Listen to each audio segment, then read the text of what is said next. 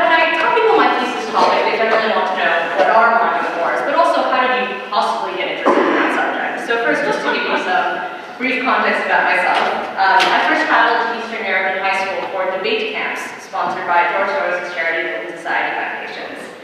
While there, I certainly participated in a number of enthralling debates, but it was also at debate camp that young me developed my first romantic interest in life.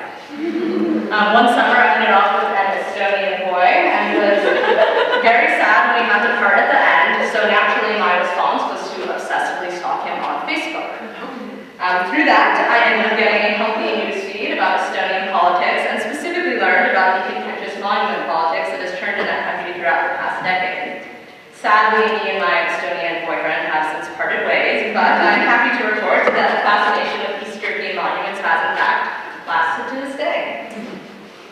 Anyways, as many of you may know, in December 2013, protesters who supported closer ties with the European Union tore down a Lenin statue in central Kiev.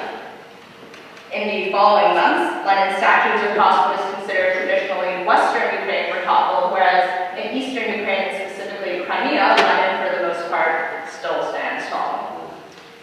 Now, while the Ukrainian trace is certainly intriguing, my own research focuses on states that are a bit further to the west, specifically Estonia, Poland, and Hungary. These three countries are interesting because they sit at the historic crossroads of civilizations, Europe and Russia. All three had the misfortune of being invaded by both the Nazis and the Soviets during World War II.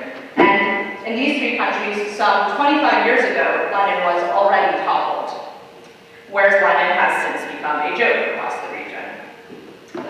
Though that question is perhaps intended as rhetorical, I decided I was going to try to answer it in my senior thesis. But alas, and juniors take note, apparently where's Lenin is not an acceptable research prompt, or at least so my advisor told me. So I decided I was going to contemplate a follow-up question, one that I think is perhaps a bit more meaty, namely, who has taken Lenin's place? I decided that I was going to explore the three capitals, Tallinn, Budapest, and Warsaw, and learn about how even in a place where a political system is seemingly defined, monuments are still a means of reimagining the nation.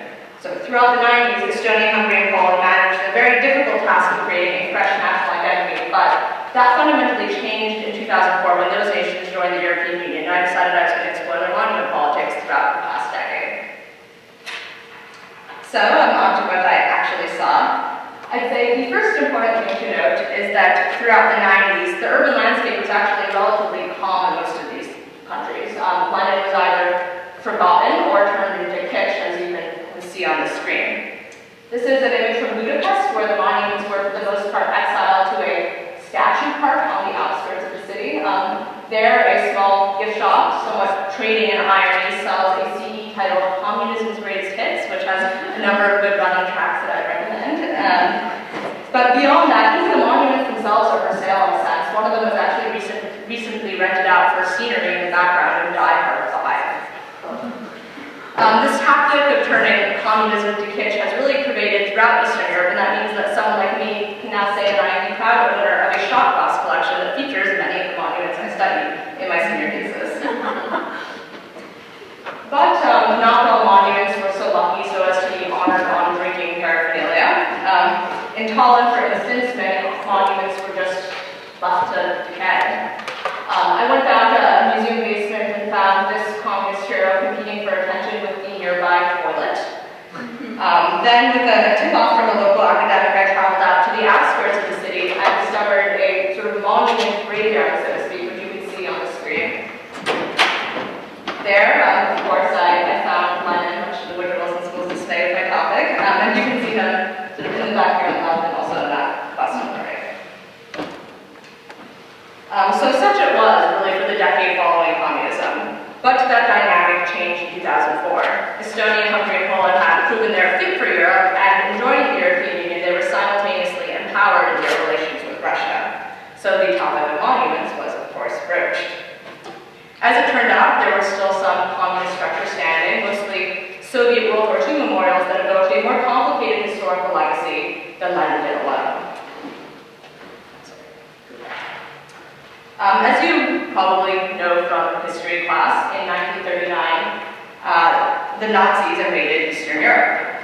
The Soviet Union, of course, responded with military force, and they became engaged in what we call World War II, and they call the Great Patriotic War. That fighting would only come to an end in 1945 when Nazi Germany surrendered to the Allies, and from the Soviet Union's perspective, they had successfully liberated much of Eastern Europe from fascism, and they used that premise to annex neighboring territories, but also set up satellite states in Central Europe. But to the local population, that liberation led to decades of widely resented subjugation. That makes Soviet World War II memorials, like the one that's pictured on the screen, a very, very complicated subject.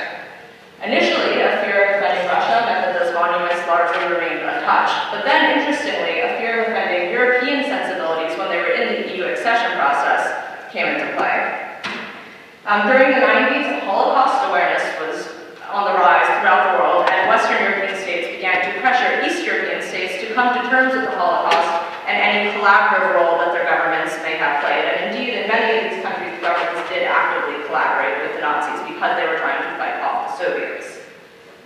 But by the early 2000s, nationalist political movements began to target remaining Soviet memorials, and after EU accession, their voices grew much, much louder.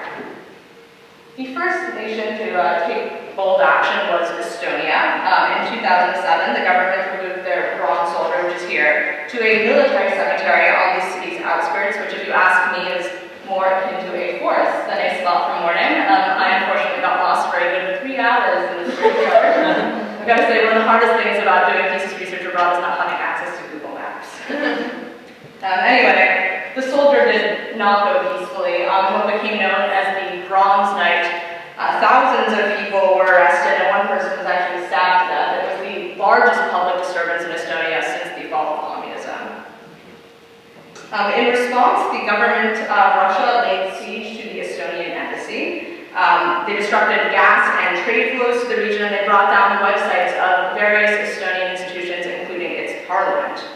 I would say that's reflective of a broader trend throughout the past decade where, in response to the EU's eastward expansion, Putin has tried to reassert his influence in the former Soviet bloc, which is now most obvious in Ukraine. Now, Estonia's removal led to calls for similar action in Hungary and Poland. In the latter, a bill was actually put forward that mandated the decommunization of public space. But none of those efforts really came to fruition. Local governments were, quite frankly, afraid of how Putin might respond. In Hungary, which is Budapest pictured here, the government has instead opted to build around their one remaining Soviet memorial. In 2011, the government erected a statue of Ronald Reagan, who is popular in Hungary for his hard line against communism. Here he appears as if he's about to walk through the Soviet obelisk and onto the American embassy, which is on the other side, so he nullifies the monument's presence, but also the Soviet claim to liberation in Eastern Europe. In Poland, the government can't quite figure out what it wants to do with its one remaining Soviet memorial. The monument was recently moved due to a construction project, and two camps have since emerged. One that wants to actively pay for its restoration, and one that wants to see the monument gone for good. As of today, its fate is still undecided, though the soldiers were last seen looking somewhat disheveled in this unidentified field surrounded by Olympic weightlifters. It was part of the artist Christian Bukowski's Heavyweight Mystery, which is meant to be a commentary on the power of individuals to shape interpretations of the past, and I really couldn't find this monument. I tried really hard to not figure out what this is. But on the subject of sort of interpreting the past, I would say even harder than rejecting the old guard for these countries is the process of defining the new, and that's something that really does apply globally too. You might remember, we were all sort of coming of age at this point, in 2003 when the U.S. invaded Iraq, and protesters and U.S. coalition forces tore down a statue of Saddam Hussein in the middle of Iraq. Today, that pedestal still stands empty. I would say you see a somewhat similar process occurring in Estonia, Hungary, and Poland, where society just really can't quite figure out what it wants to be today. Since 2004, all three countries have seen a right-wing backlash where nationalists have emerged to fight the ascending liberal European version of society that's really embodied in the EU norms that they have, for the most part, adopted. So that meant that as tension around the bronze soldier mounted, Estonia decided it was going to erect a new symbol. The Ministry of Defense was put in charge, who then handed that task off to the Bishop of the Estonian Lutheran Church. If you ask me, neither choice really suggests an effort to promote unity in a plural society. And so the final choice was this War of Independence Victory Cross, which is illuminated by LED lighting, which is kind of cool, I will admit. But it did naturally polarize Holland citizens, as giant glowing crosses tend to do. Some criticized it as an abject aesthetic failure, but others went further, criticizing it for its resemblance to a Nazi Iron Cross, which was a military medal given out to Estonian soldiers who fought on the Nazi side against the Soviets.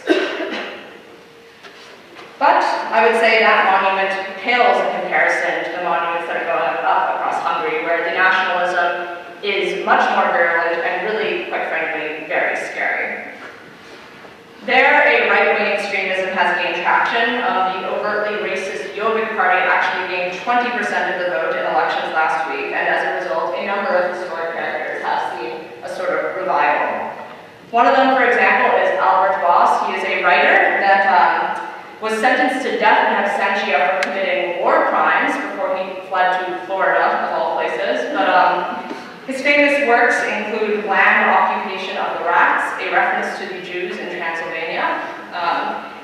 Since his death in 1998, Voss has become one of the most popular figures in contemporary Hungary, with over 49 monuments going up across the nation. Then there's Admiral Horthy, who is pictured here on the screen. He's Hungary's interwar leader that led the nation into its alliance with Nazi Germany. Here he appears in a monument in Budapest, a city that he once described as a Jewish Bolshevik cesspool of vice. Like I said, really quite scary. Meanwhile, in Poland, some say there are more monuments to the Pope than there were to Stalin at the height of communism. Yet increasingly, Catholic values are being called into question. In their most recent parliamentary elections, the Palakov movement came in third, led by a politician who recently tried to smoke weed in Parliament while it was in session. He was elected or that party was elected on a platform that supports abortion, gay marriage, and fittingly soft drug legalization. And that means that a massive artificial flower rainbow was erected in Warsaw Savior Square, which is traditionally known for the church that sits on the southern edge, but more recently has become known as Foss Hipstera for the youngsters here who wear jeggings and flannel shirts and like to hang out at its many cafes. But that monument has, of course, triggered resistance. Nationalists have lit the arch on fire on 4 separate occasions. Yet the city keeps rebuilding the rainbow each time to suggest that a more diverse Poland and the monument are definitely here to stay. At least for now, though, I would say all divides are put on hold as Poland and other former Soviet-dominated countries reckon with the ongoing turmoil in Ukraine. Poland has headed a coalition of former Soviet bloc states that demand tough sanctions against Russia, but it remains to be seen how far Western Europe is willing to go. For these countries, events in Ukraine are really a reminder of how much their own legacies are still shaped by their much larger neighbors to the west and to the east. And for these countries, monuments are still very